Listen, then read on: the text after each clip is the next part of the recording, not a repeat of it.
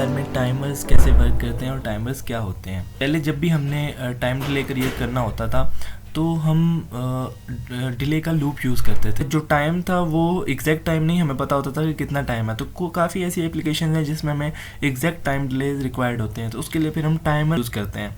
उसकी वजह ये है कि जो टाइमर है वो दो तरह से जनरेट हो सकता है, या तो अपनी ऑसिलेशन से या फिर एक्सटर्नल सोर्स से। माइक्रो कंट्रोलर होता है, उसमें जो ऑसिलेटर की स्पीड होती है वो फाइंड कर सकते हैं, तो हम फिर टाइमर भी कैलकुलेट कर सकते हैं। तो टाइम डिले क्रिएट करने का एक तरीका ये है कि जो हमारा काउंटर है उसके स्टार्ट टाइम पे काउंटर को क्लियर कर दें और उसके बाद हम वेट करें जब तक कि जो हमने एक स्पेसिफिक नंबर उसको दिया है उस तक वो नहीं जाता। इसकी एग्जांपल ऐसे ले लेते हैं कि लेट सपोज कि एक माइक्रो कंट्रोलर है जिसकी ऑसिलेशन फ्रीक्वेंसी जो है वो 1 मेगाहर्ट्ज़ है और जो हमारा काउंटर रजिस्टर है वो इंक्रीमेंट कर रहा है 1 माइक्रो सेकेंड पे।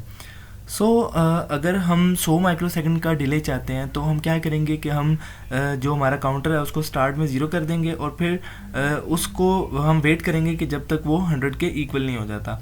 तो इस तरह ये होगा कि हमें एग्जैक्ट हमें पता चल जाएगा कि हमारा जो टाइमर है वो 100 माइक्रो सेकंड तक पहुंच चुका है। एक्चुअली जो हमारा माइक्रो कंट्रोलर्स होते हैं इसमें एक फ्लैग होता है हर काउंटर के लिए। इनिशियली हमारा फ्लैग जो होता है वो 0 होता है, लेकिन जब काउंटर ओवरफ्लो कर जाता है उस स्पेसिफिक वैल्यू से जो हमने दी होती है, तो तब हमारा जो फ्लैग है वो रेज कर जाता है और हमें पता चल जाता है कि हमारा जो टाइमर है वो कंप्लीट हो चुका है। हम इसके अलावा जो हमारा दूसरा मेथड है टाइम डिले क्रिएट करने का, उसका वो ये है कि हमारा जो काउंटर रजिस्टर है उसको हम लोड कर दें किसी वैल्यू से और फिर हम वेट करें कि जब तक हमारा जो काउंटर है वो ओवरफ्लो नहीं हो जाता। और वो कैसे पता चलेगा, हमारा जो फ्लैग वाली बिट है वो सेट हो जाएगी। जो AVR है इसमें 6 टाइमर्स होते हैं और ये फैमिली मेम्बर्स पे डिपेंड कर रहे होते हैं कि कौन सी फैमिली से रिलेट करता है, और उनको जो हम नाम देते हैं वो होते हैं timer 0, timer 1, timer 2 and vice वैसा।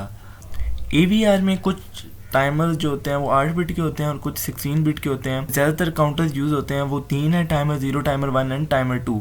जो टाइमर 0 एंड टाइमर 2 है ये दोनों 8 बिट के होते हैं और जो टाइमर 1 होता है ये 16 बिट का होता है। हमारे जो टाइमर्स होते हैं ये क्लॉक पल्स या क्लॉक सोर्स को यूज़ करते हैं, और जो क्लॉक सोर्स होती है वो इंटरनल भी हो सकती है और एक्सटर्नल भी हो सकती है। अगर तो हम इंटरनल क्लॉक सोर्स यूज़ कर रहे हैं, फिर जो हमारी फ्रिक्वेंसी होगी क्रिस्टल ऑसिलेशंस की वो टाइमर के अंदर ही होगी। ऐसा प्रोसेस जिसमें हम पल्सेस को खुद पिंस के थ्रू फीड कर रहे हैं तो वो काउंटर होता है। तो हमने देखा कि टाइमर का यूज़ क्या होता है, हम टाइमर को कैसे यूज़ कर सकते हैं। हम एग्जैक्ट टाइम डिले फाइंड करने के लिए टाइमर का यूज़ कर सकते हैं। टाइमर्स की डिफरेंट टाइप्स होती हैं, तो फर्दर आगे हम टाइमर्स की टाइप्स को डिस्कस करेंगे। आई होप आपको समझ आ गई होगी। Thank you so much for watching.